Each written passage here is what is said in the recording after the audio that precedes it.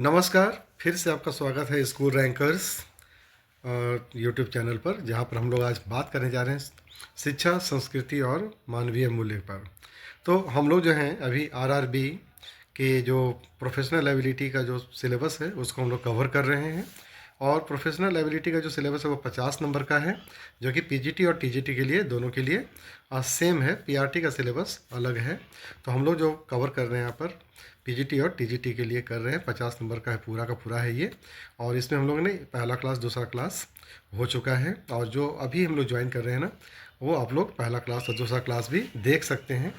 और चाहे तो मतलब कि अच्छा लगेगा आप लोगों को, तो आप ज़रूर चैनल को सब्सक्राइब कर लीजिएगा और लाइक कीजिए, शेयर कीजिए और मिलजुल करके पढ़ाई एक साथ कीजिए, सब निकलेगा सभी का। तो हम लोग इस वीडियो में बात कर रहे हैं बेसिकली शिक्षा, एजुकेशन, कल्चर और ह्यूमन वैल्यू के बारे में। तो हम लोग पहले देखते हैं ना कि ये वैल्यू है क्या। ठीक है। तो वैल्यू क्या होता है ना, वो आदर्श होता है जो किसी समाज या व्यक्ति के आचरण, निर्णय और व्यवहार को दिशा प्रदान करता है। यानी कि एक इंसान जैसे कि मैं, आप, कोई भी किस प्रकार से अपना आचरण करते हैं समाज में, किस प्रकार से अपना निर्णय लेते हैं, किस प्रकार से व्यवहार करते हैं, तो ये उसको एक आदर्श माने एक अच्छा दिशा प्रदान करता है, एक गुड पाथ देता है उसको। ठीक है। ये उस जीवन दृष्टिकोण को दर्शाता है जिसे कि समाज श्रेष्ठ मानता है।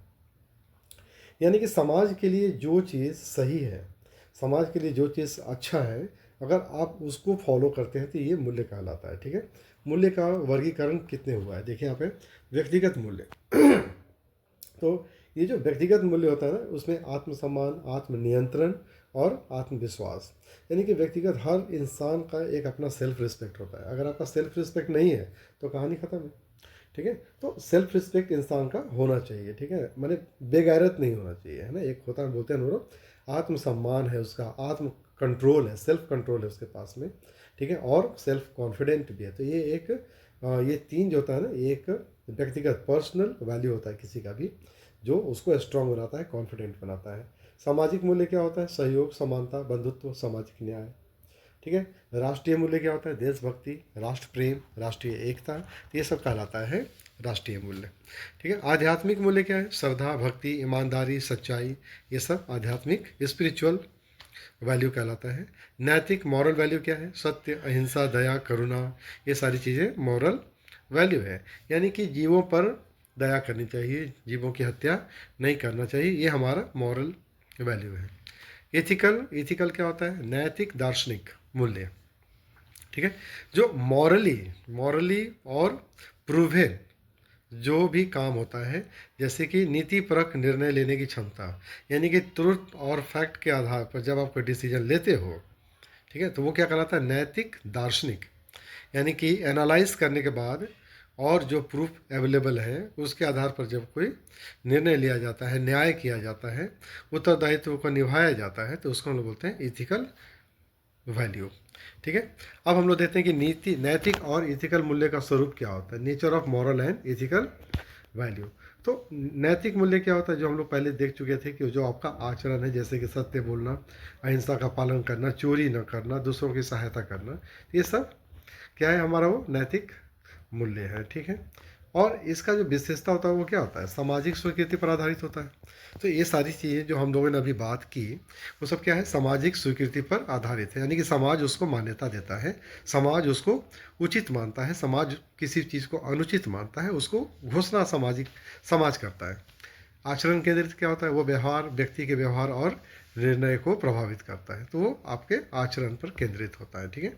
शिक्षा और परिवार से अर्जित, तो ऐसा नैतिक मूल्य जो कि व्यक्ति जो होता है ना, वो अपने परिवार से सीखता है, स्कूल जाकर सीखता है, विद्यालय में सीखता है।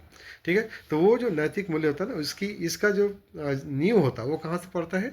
वो उसके घर से पड़ता है, उसके स्कूल से पड़ता है। बचपन से ही ये नींव जो है वो उसके जीवन में पड़ जाता है नैतिक मूल्यों के लिए। ठीक है। अब इथिकल वैल्यू क्या होता है? इथिकल वैल्यू में बौद्धिक और तर्क संगत सिद्धांत, माने इथिकल वैल्यू जो होता है वो बौद्धिक और तर्क संगत सिद्धांत है, जो ये निर्धारित करता है कि कोई भी कार्य नैतिक दृष्टि से सही है या गलत है।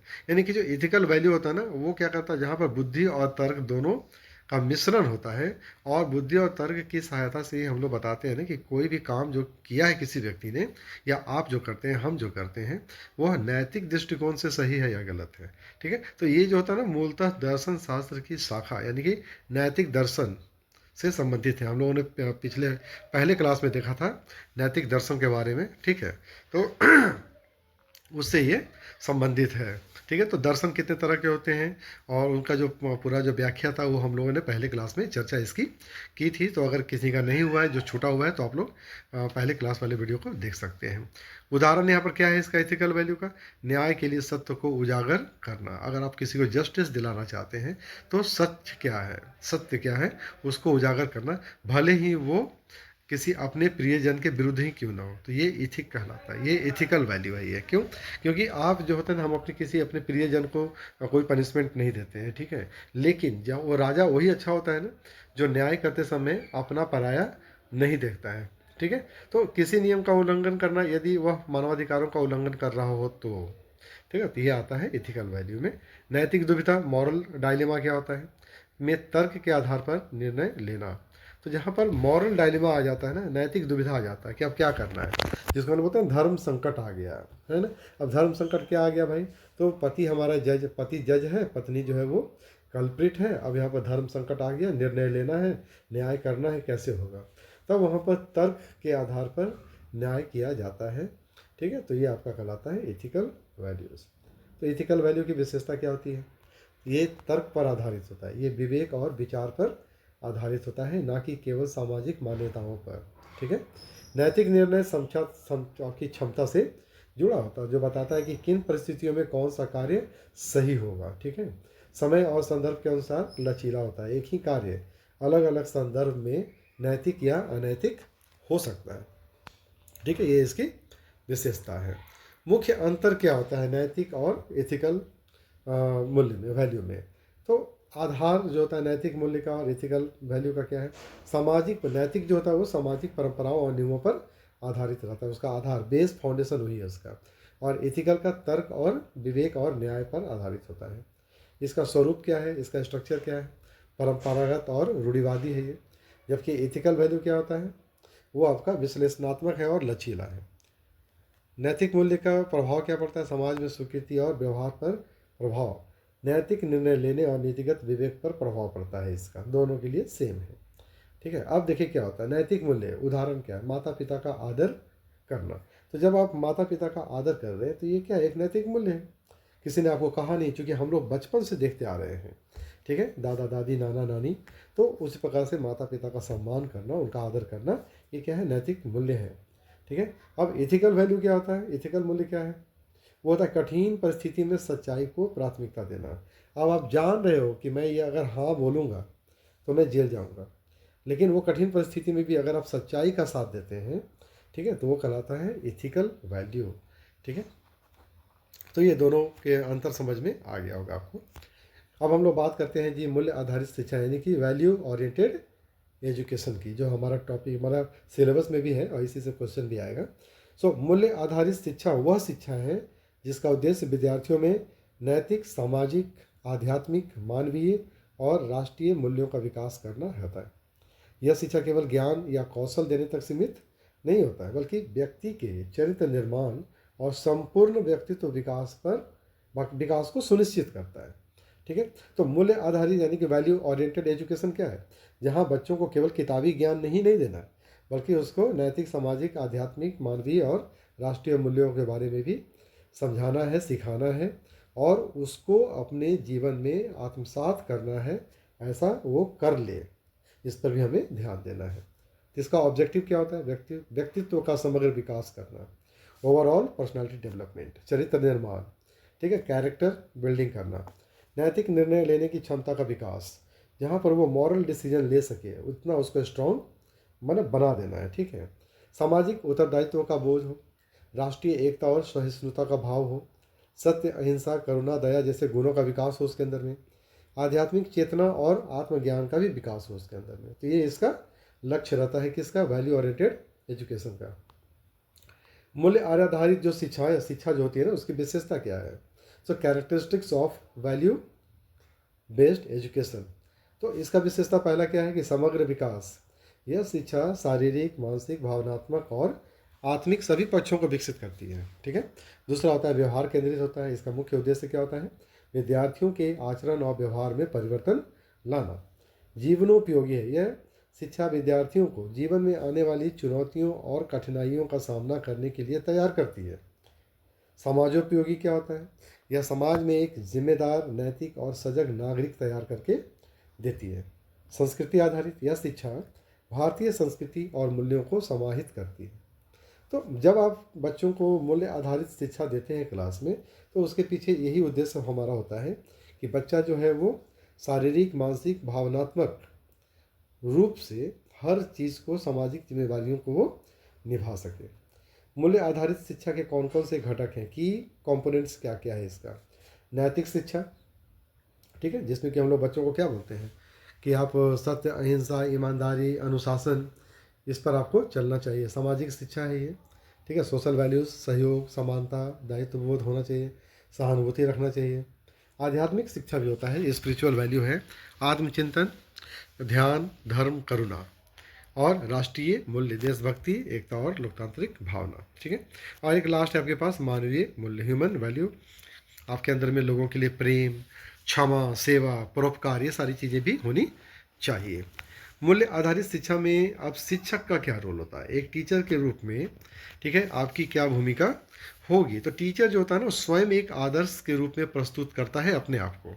ठीक है। तो टीचर्स जो होता है वो रोल मॉडल बन जाता है अपने बच्चों के लिए कि आप, मैं रोल मॉडल हूँ, मैं जैसा करूँगा बच्चे भी वैसा ही करेंगे। तो शिक्षक की भूमिका बहुत अधिक होती है। शिक्षक जैसा होगा, जैसा अपने आप को प्रस्तुत करेगा, बच्चे भी उसी तरह से अपने आप को आगे प्रस्तुत करेंगे, अपने आप को आगे तैयार करेंगे। सह अस्तित्व, करुणा और सहिष्णुता का व्यवहारिक उदाहरण देना, ये टीचर का काम होता है। ठीक है। पाठ्यक्रम में मूल्य आधारित कहानियाँ, चर्चाएं और गतिविधियां सम्मिलित करना। तो टीचर का ये काम होता है ना कि पढ़ाते समय, जब आप कक्षा में पढ़ा रहे हैं, तो पढ़ाते समय आप अपने सिलेबस के साथ साथ कहानियों के रूप में, चर्चा के रूप में, अलग अलग एक्टिविटीज़ के रूप में भी आप मूल्य आधारित जो हमारा जो शिक्षा है वो आप बच्चों में बांट सकते हैं, दे सकते हैं। ठीक है। आज के समय में इसकी आवश्यकता क्यों पड़ गई? तो आज के समय में इसकी आवश्यकता इसलिए पड़ रही है क्योंकि अभी का जो समय है ना, वो मूल्य संकट बढ़ता जा रहा है। यानी कि आज के समय में जैसे जैसे हमारे पास डिफरेंट, अलग अलग तरह का जो डिस्ट्रैक्टर समाज में आ रहा है, उससे क्या होता है, वैल्यू क्राइसिस बढ़ते जा रहा है। जैसा कि भौतिकवाद, लोग क्या हो रहे हैं, मोबाइल, सोशल मीडिया और बहुत सारी चीज़ों पर जा रहे हैं, जिससे कि जो भौतिकवाद जो बढ़ रहा है समाज में, जिससे क्या हो रहा है, वैल्यू क्राइसिस उत्पन्न हो रहा है, वैल्यू क्राइसिस हो रहा है। ठीक है। स्वार्थ, हिंसा, भ्रष्टाचार, तो जहाँ पर स्वार्थ आ जाता है वहाँ पर वैल्यू खत्म हो जाता है, वहाँ पर मॉरल वैल्यू खत्म हो जाता है। जहाँ पर भ्रष्टाचार है वहाँ पर वैल्यू तो है ही नहीं। इन सब सारी चीज़ जो बढ़ती जा रही है समाज में, उसको कम करने के लिए, उसको ख़त्म करने के लिए इसकी आवश्यकता पड़ती है। समाज में अवसाद, असंतोष और असामाजिक प्रवृत्तियाँ फैल रही हैं। अब आप यहाँ पर देखो, आप सब सिंपल सी चीज़ बात है, खास करके बच्चों के लिए भी, आपके लिए भी, हमारे लिए भी, सबके लिए भी। बहुत सारे बच्चे ऐसे होते हैं कि जो अवसाद में चले जाते हैं, जिनके अंदर में क्या होता है, असंतोष होता है एकदम, हमेशा वो क्या बोलते हैं उसको, वो सेटिस्फाइड नहीं रहते हैं, अपने आप से भी सेटिस्फाइड नहीं होते हैं वो, है ना। और उनके अंदर में असामाजिक प्रवृत्ति बढ़ते चली आ रही है। किसी भी तरह से पा लेना, किसी भी तरह से गलत सही क्या है उससे कोई मतलब नहीं है, किसी भी तरह से फर्स्ट आ जाना, किसी भी तरह से। और जब ये नहीं होता है ना, तो वो गहरे अवसाद में चले जाते हैं, डिप्रेशन में चले जाते हैं और गलत कदम उठाते हैं। तो आज मूल्य की आवश्यकता वहीं पर है कि लाइफ आपका यहीं पर ख़त्म नहीं होता है। अगर वो मूल्य परक अगर उनके अंदर में बच्चों में रहता है, बचपन से डाला हुआ है, तो ऐसे बच्चे कभी भी गलत कदम नहीं उठाते हैं। तो शांति, सहिष्णुता और सद्भाव की कमी महसूस हो रही है आज समाज में, जिसके कारण वैल्यू एजुकेशन की आवश्यकता पड़ गई है स्कूलों में। शिक्षा के माध्यम से मूल्यों की स्थापना कैसे कर सकते हैं हम लोग? ठीक है। सकारात्मक वातावरण बनाकर, सांस्कृतिक कार्यक्रमों, नाटकों और कविताओं के द्वारा, सामाजिक सेवा और समूह गतिविधियों के द्वारा, समस्या समाधान एवं चर्चा पद्धति के द्वारा, सह अस्तित्व और नैतिक द्वंद्व के द्वारा, यानी कि मॉरल डायलेमा पर विचार करके। तो इन सब सारी चीज़ों से हम लोग जो है ना, वो मूल्यों की स्थापना कर सकते हैं। ठीक है। भारतीय संदर्भ में मूल्य शिक्षा का क्या महत्व है, यानी कि भारतीय संदर्भ में, इंडियन कॉन्टेक्स्ट में अगर हम बात करें, तो वैल्यू ओरिएंटेड शिक्षा का, एजुकेशन का क्या इंपॉर्टेंस है। तो प्राचीन भारत में भी अगर आप देखे होंगे ना, ये गुरुकुल प्रणाली था पहले, जहाँ पर मूल्य आधारित शिक्षा का विशेष स्थान था। बच्चे जो थे वो 14 वर्ष की आयु तक के लिए वो गुरु के आश्रम में चले जाते थे, वहीं रहते थे, और वहाँ पर उनको मूल्य आधारित शिक्षा दी जाती थी। गीता, उपनिषद, रामायण, महाभारत जैसे ग्रंथों में नैतिक और आध्यात्मिक मूल्यों की भरमार है, जो उनको वहाँ पर दिया जाता था। महात्मा गांधी, स्वामी विवेकानंद, टैगोर आदि ने भी शिक्षा को मूल्यात्मक बनाने पर बल दिया था। ठीक है, तो मूल्य आधारित शिक्षा जो है ना, आज की समाज की आवश्यकता है। आप इससे मुंह नहीं मोड़ सकते, क्योंकि केवल एक अच्छा पेशेवर नहीं, बल्कि एक अच्छा इंसान और उत्तरदायी नागरिक भी बनना चाहिए, होना चाहिए। तो ऐसी शिक्षा ही जो है ना, समाज में सद्भाव, शांति, विकास और समरसता को ला सकता है। तो अगर आप देखते हो ना कि जैसे आज के समय में क्या हो रहा है, मैंने कुछ देखा है, कुछ दिनों से मैंने देखा है कि बहुत सारी फिल्में ऐसी हैं ना, बहुत सारी फिल्में ऐसी हैं जिसमें विलेन जो है ना, वो एक रोल मॉडल बन के निकल गया है। तो ये क्या हो रहा है, ये वैल्यू क्राइसिस हो रहा है। ये भाई कब से आपका जो विलेन है वो रोल मॉडल बन गया। तो बहुत सारी फिल्में ऐसी आ रही हैं। तो ये होता है वैल्यू क्राइसिस। तो जब आप बताते हो ना कि ये जो रोल मॉडल आप जिसको मान रहे हो उसके अंदर में वैल्यू नहीं है, ख़त्म हो गया है। ठीक है, तो हमें क्या करना होता है कि मूल्य संकट, वैल्यू क्राइसिस में एक आदर्श भूमिका निभाकर उसको कम करने की, ख़त्म करने की कोशिश करनी चाहिए। तो मूल्य संकट का अर्थ क्या होता है, मीनिंग ऑफ वैल्यू क्राइसिस क्या होता है। तो वैल्यू क्राइसिस से मतलब होता है ना कि जब किसी समाज में नैतिक, सामाजिक, आध्यात्मिक और मानवीय मूल्यों का ह्रास होने लग जाए, ख़त्म होने लग जाए, और लोग जो है ना स्वार्थ, भौतिकता, हिंसा, भ्रष्टाचार और अनैतिकता की ओर अग्रसर हो जाते हैं, तब उस स्थिति को हम लोग क्या बोलते हैं, मूल्य संकट कहते हैं, वैल्यू क्राइसिस बोलते हैं। ठीक है, तो यह स्थिति समाज में क्या होता है, असंतुलन लाता है, अव्यवस्था लाता है, नैतिक पतन लाता है। ठीक है, तो मूल्य संकट का लक्षण क्या है, सिम्टम्स क्या है इसका, वैल्यू क्राइसिस का, भ्रष्टाचार में वृद्धि हो जाना। तो जब समाज में भ्रष्टाचार बढ़ जाता है, भ्रष्टाचार में वृद्धि हो जाता है, स्वार्थ, ईर्ष्या, लालच का बोलबाला हो जाता है। ठीक है, नैतिक दुविधाएं और निर्णय की कमजोरी हो जाती है ना। पारिवारिक और सामाजिक विघटन होने लग जाता है ना। घर में परिवार बिखर जाता है। ठीक है, माँ बाप आश्रम चले जाते हैं, वो वृद्धाश्रम चले जाते हैं।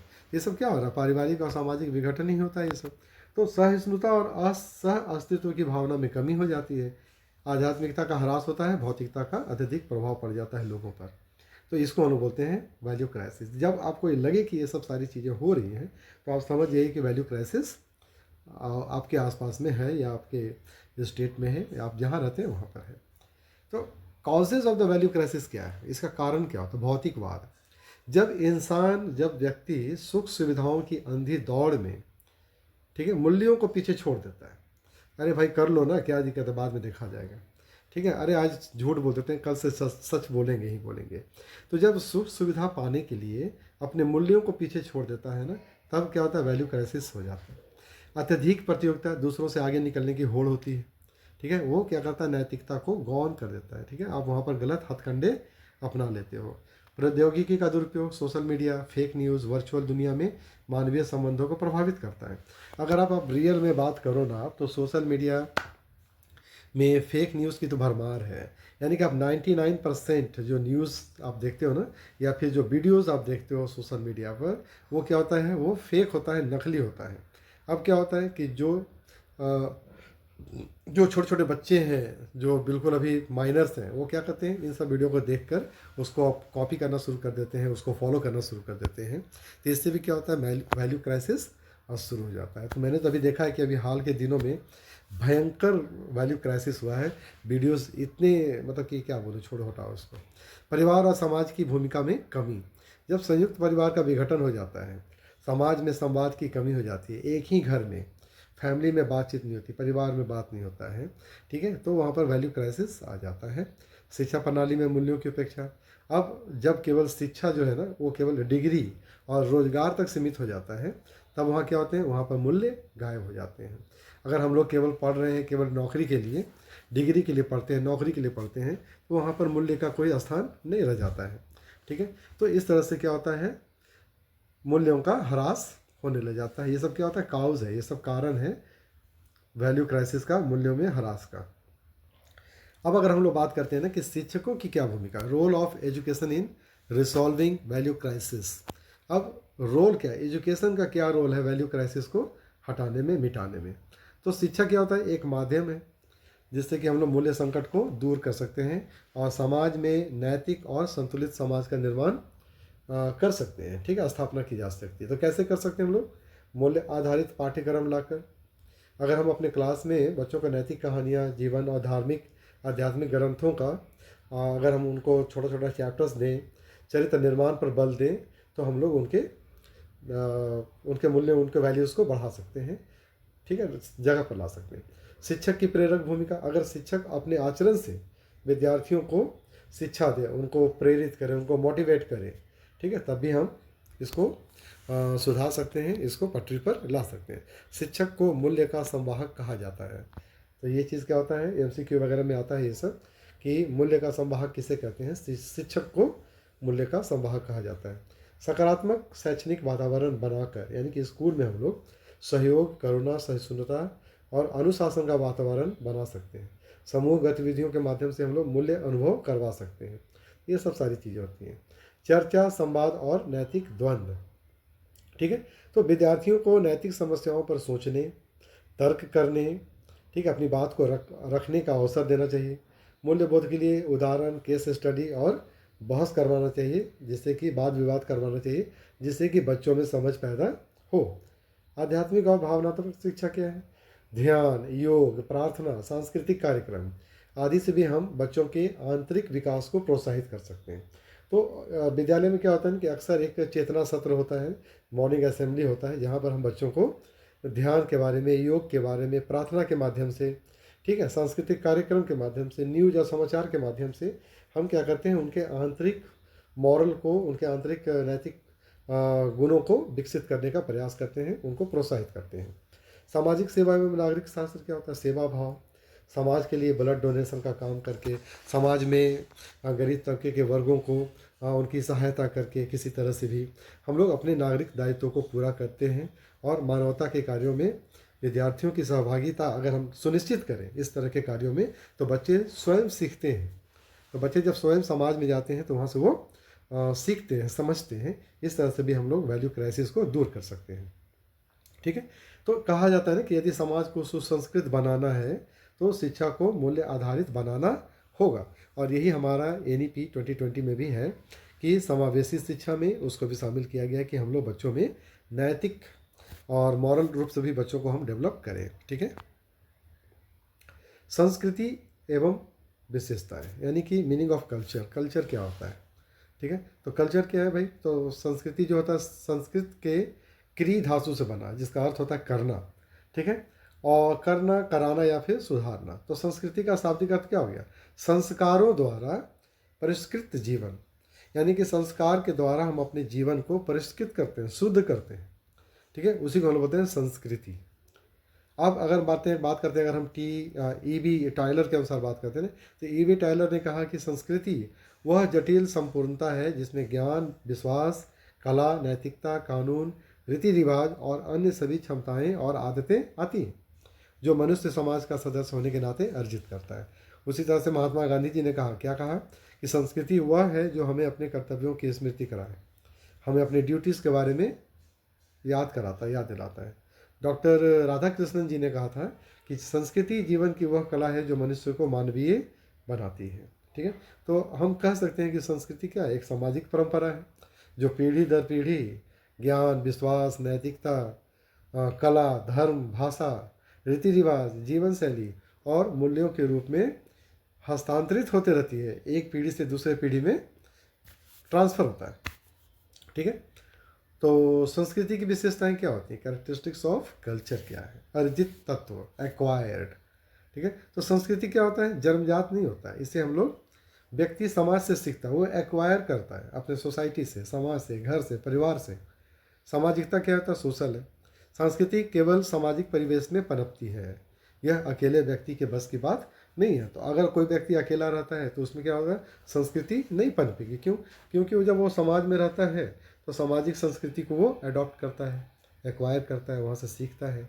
गतिशीलता, डायनामिक होता है। संस्कृति क्या होता है, समय के साथ बदलती रहती है और नए तत्वों को अपनाती है। तो जब संस्कृति एक पीढ़ी से दूसरी पीढ़ी में जाती है तो वो क्या करती है, कुछ न कुछ अपना लेती है, कुछ न कुछ अपना अपने पेरेंट्स का ले लेती है ना, पुरानी लेती है, कुछ नई लेती है, कुछ में चेंजेस करती है, बदलाव करती है। तो संस्कृति क्या है, वो गतिशील है, डायनामिक है, हमेशा बदलते रहता है।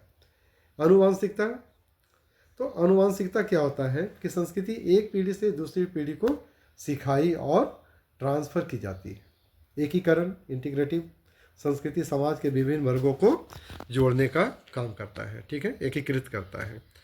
प्रतीकात्मकता क्या होता है, सिंबॉलिक क्या है, तो संस्कृति में भाषा, धर्म, कला आदि प्रतीकों के माध्यम से वो अभिव्यक्त होती है।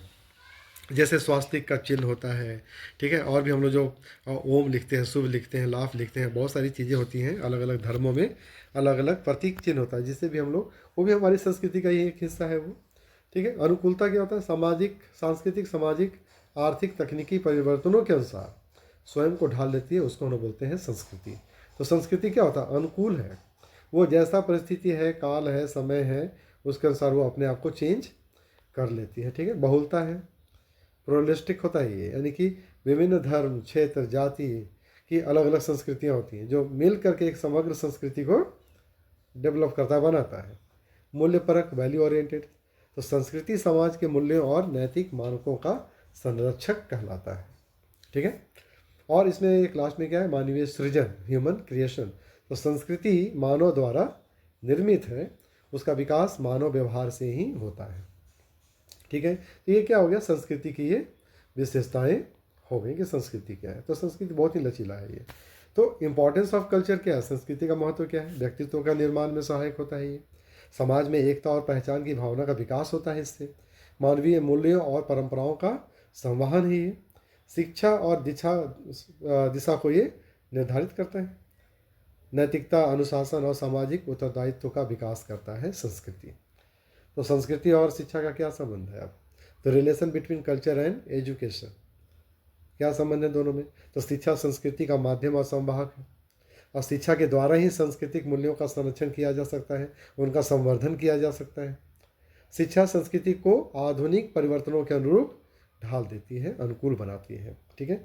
तो संस्कृति किसी भी समाज की आत्मा है, यह न केवल हमारी पहचान है, अपनी पहचान है, बल्कि हमारे आचरण, सोच और दृष्टिकोण को भी प्रभावित करती है, ठीक है। तो एक सुशिक्षित व्यक्ति, एक कल्चर्ड व्यक्ति वही होता है जो अपनी संस्कृति को समझता है, उसका सम्मान करता है और उसको एक सकारात्मक दिशा में ले जाता है, सकारात्मक योगदान उसमें अपना देता है, तो उसको हम लोग बोलते हैं। तो संस्कृति इस प्रकार से शिक्षित व्यक्ति से ही जुड़ा हुआ होता है, ठीक है। इसमें नेक्स्ट जो आता है ना, वो आता है शिक्षा और संस्कृति का संबंध क्या है आपस में, ठीक है। तो शिक्षा संस्कृति का संवाहक है, ये हमेशा के लिए जानना है कि शिक्षित व्यक्ति ही संस्कृति को आगे बढ़ा सकता है। तो शिक्षा के माध्यम से सांस्कृतिक मूल्य अगली पीढ़ी तक पहुंचती है। अगर व्यक्ति शिक्षित है ही नहीं तो पहुंचाएगा कैसे, वो अपने में ही ख़त्म कर लेगा, ठीक है। उनके समय में ही जब वैल्यूज़ हरास हो जाए, कल्चर का ख़त्म हो जाएगा, कल्चर ही नहीं रहेगा, तो अगली पीढ़ी में जाएगा कैसे वो। तो संस्कृति शिक्षण की विषय वस्तु भी है और प्रक्रिया भी है, ठीक है।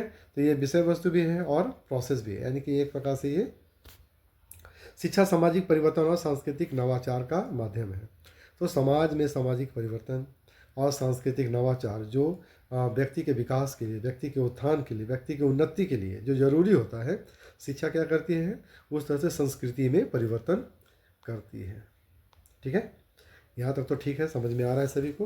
और अगर मतलब मान लीजिए कहीं पर अगर डाउट भी लगता है ना कि ये नहीं समझ में आया या यहाँ पर मैंने कुछ गलत बोल दिया है, तो आप उसको ज़रूर आप मुझे नोटिफाई कीजिएगा, जिससे कि उसको और अच्छा बेहतर बनाया जा सके। भारतीय संस्कृति, विरासत और शिक्षा, यानी कि meaning of Indian cultural heritage. तो कल्चरल हेरिटेज क्या है, भारतीय सांस्कृतिक विरासत से तात्पर्य क्या है हमारा, उन परंपराओं, मूल्यों, ज्ञान, विश्वास, रीति रिवाज, कला, दर्शन, साहित्य, विज्ञान, धार्मिक व्यवहार से है, जो कि भारतवर्ष में प्राचीन काल से लेकर आज तक संरक्षित एवं विकसित होता रहा है। इसको हम बोलते हैं सांस्कृतिक धरोहर, सांस्कृतिक विरासत, जो सदियों से चला आ रहा है, ठीक है। ये विरासत क्या होता है, हजारों वर्षों से चला आ रहा है। वैदिक संस्कृति, उपनिषद, बौद्ध, जैन, सूफी, भक्ति परंपराएं, विविध भाषा, धर्म, जाति, क्षेत्रीय विविधता, ये सब क्या है, आज की चीज़ तो है नहीं है, ये सदियों से चला आ रहा है, हमारे जन्म के हजारों साल पहले से चला आ रहा है ये, ये सब क्या, ये हेरिटेज है हमारा, ये एक सांस्कृतिक विरासत है जो हम लोग उसको चेंजेस कर रहे हैं, समय के साथ उसमें परिवर्तन हो रहा है कुछ कुछ, और वो फिर आने वाली विरासत के लिए ट्रांसफ़र हो जाएगा वो। तो भारतीय संस्कृति विरासत की मुख्य विशेषता क्या होती है? आध्यात्मिकता। भारतीय संस्कृति का मूल आधार क्या है? आत्मा, आत्मज्ञान और मोक्ष।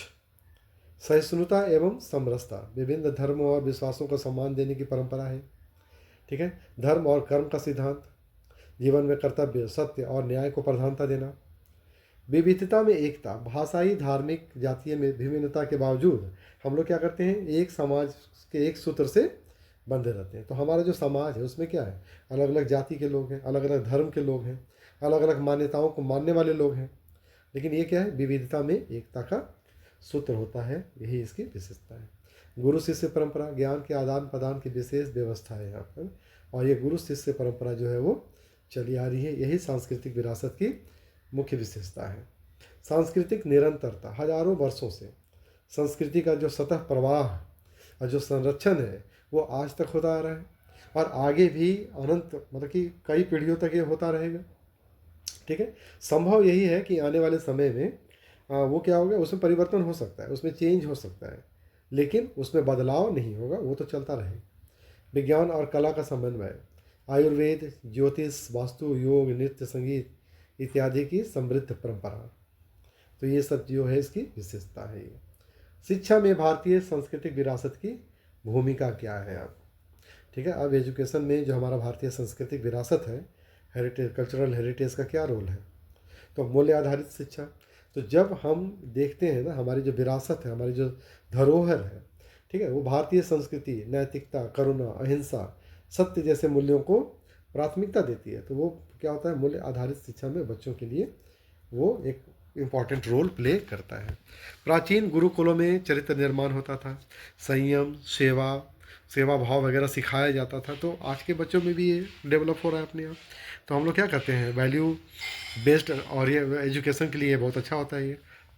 Excuse me.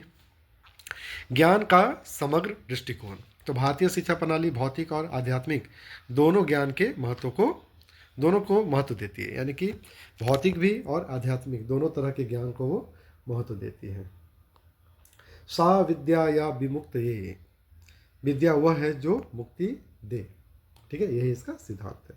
तो शिक्षण की परंपरागत विधि क्या है? मौखिक, शुरुआत में माने कि जो पुराने समय में क्या था, श्रुति स्मृति, सुन करके याद करके हम लोग पढ़ते थे। ठीक है। चर्चा, प्रश्नोत्तर, ध्यान और अभ्यास पर आधारित था पुरानी शिक्षा। शिष्य के मनोविज्ञान के अनुसार व्यक्तिगत रूप से शिक्षा दी जाती थी। जो पहले जो था समग्र, वही था समावेशी शिक्षा पुराने समय में। तो जैसा शिष्य है उसके अनुसार उसको पढ़ाया जाता था, बताया जाता था। भाषा और साहित्य के माध्यम से विरासत का संप्रेषण, संस्कृत, पाली, प्राकृत, तमिल आदि भाषाओं में धार्मिक, नैतिक और वैज्ञानिक ग्रंथ रचे गए थे पुराने समय में। वेद, उपनिषद, महाकाव्य जैसे कि रामायण और महाभारत में शिक्षा और संस्कृति का समन्वय था, जो आज भी हम लोग देख रहे हैं। तो ये क्या हो रहा है, वो चीज़ हम लोग अपने बच्चों को अभी भी पढ़ाते हैं। तो ये क्या हो रहा है, हमारे साथ साथ शिक्षा में शामिल हो रहा है, आगे बढ़ रहा है। लोक परंपराओं का योगदान, लोकगीत है, कथाएँ हैं, त्यौहार है, नाटक है आदि के माध्यम से भी हम लोग सामाजिक और सांस्कृतिक मूल्यों को संप्रेषित करते हैं, एक जगह से दूसरी जगह पर कम्युनिकेट करते हैं, बताते हैं।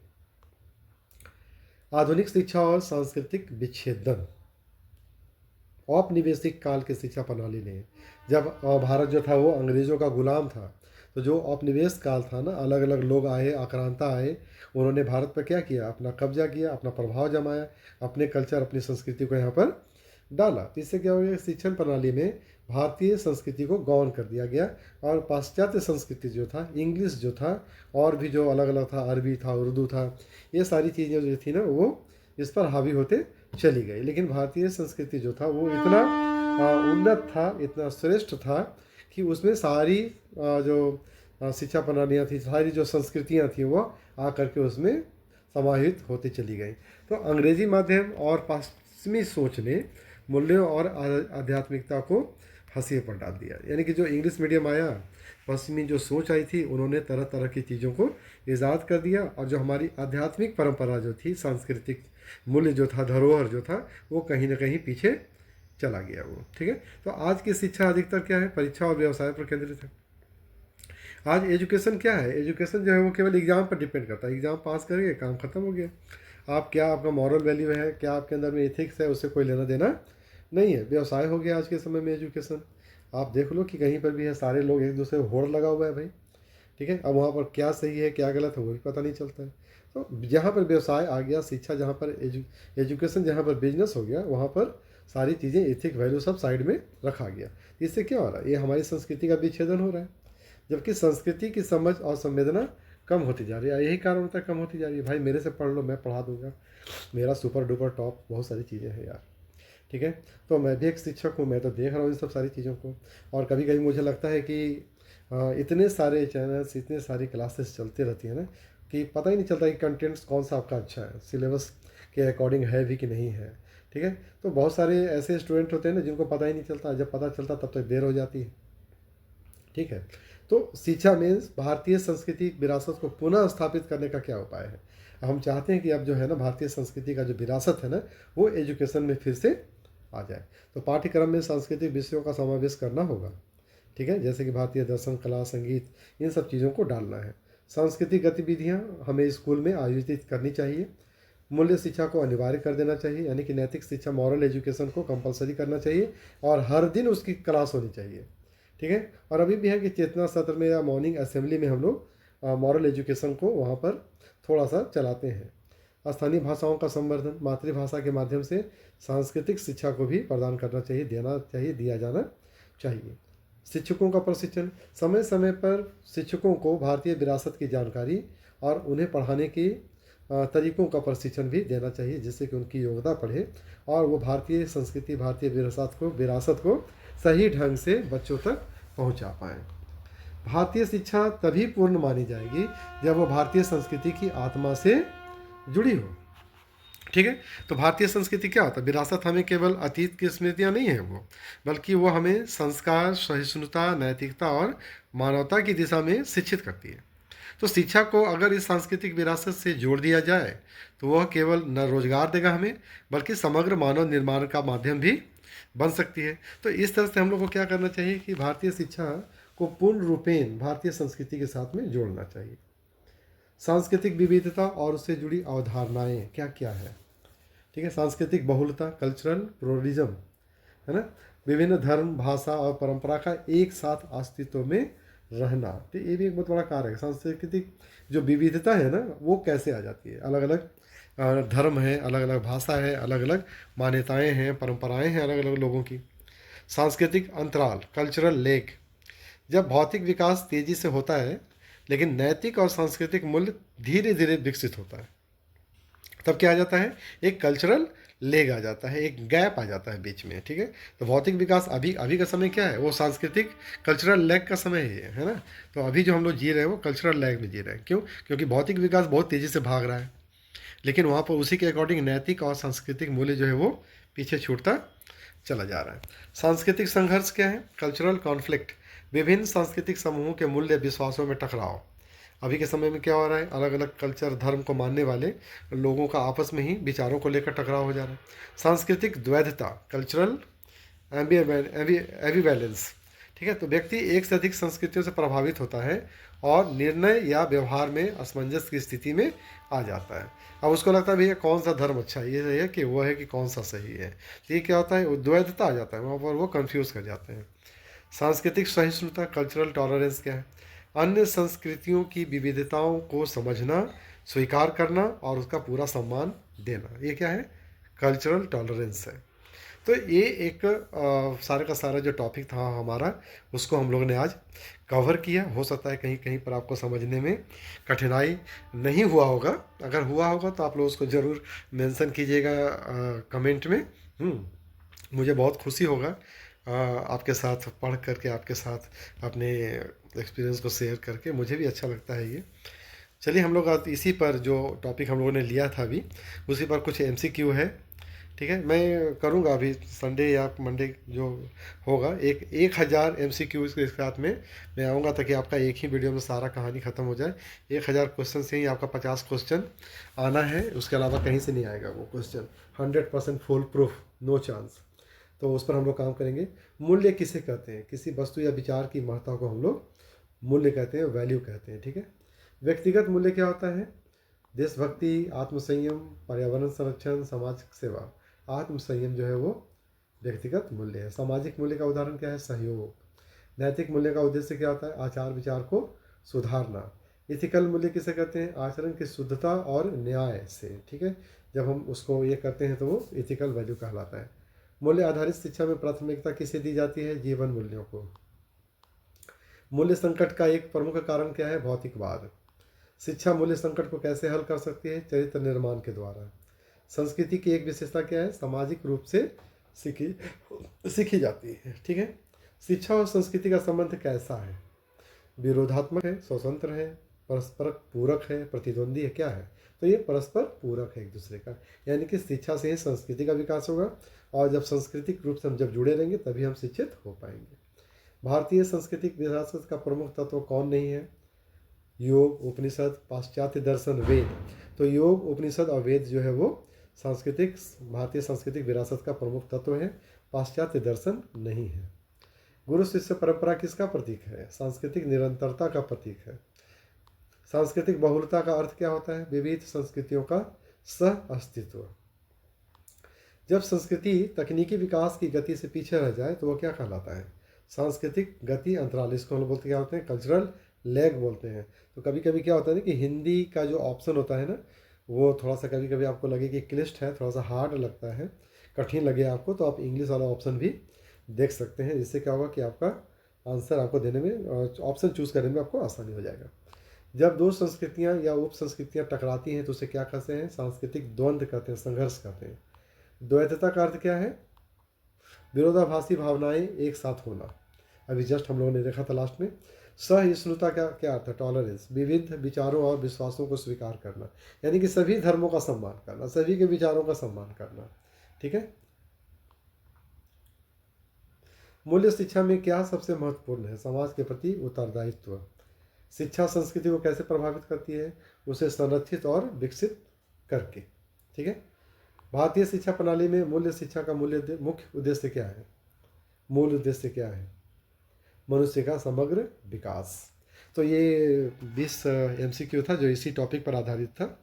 और हम लोग के पास में अभी है 2-3, तो जैसे ही हम लोग पूरा प्रोफेशनल एबिलिटी को ख़त्म करेंगे, समाप्त कर लेंगे हम लोग, उसका सारा लेक्चर ख़त्म हो जाएगा, तो मैं 1000 MCQ क्वेश्चन के साथ में आऊँगा, जिससे कि आपका सारा का सारा प्रोफेशनल एबिलिटीज़ का सारा टॉपिक ही मतलब कि ख़त्म हो जाए उससे। और 100% क्या 4000% चांस है कि सारे के सारे 50 क्वेश्चन जो है ना, वो उसी 1000 से आना है और कहीं से नहीं आना है। तो मुझे उम्मीद है कि आपको ये आज का क्लास जो है आपको पसंद आया होगा। कहीं पर अगर डाउट है, दिक्कत है, कहीं पर कन्फ्यूज़न है, या फिर कहीं पर आपको लगता है कि ये होना चाहिए था, तो आप ज़रूर अपना फीडबैक दीजिएगा मुझे, ठीक है। और फिर हम लोग अगले क्लास में मिलेंगे और इसके बाद वाले टॉपिक को लेकर। तब तक के लिए बाय।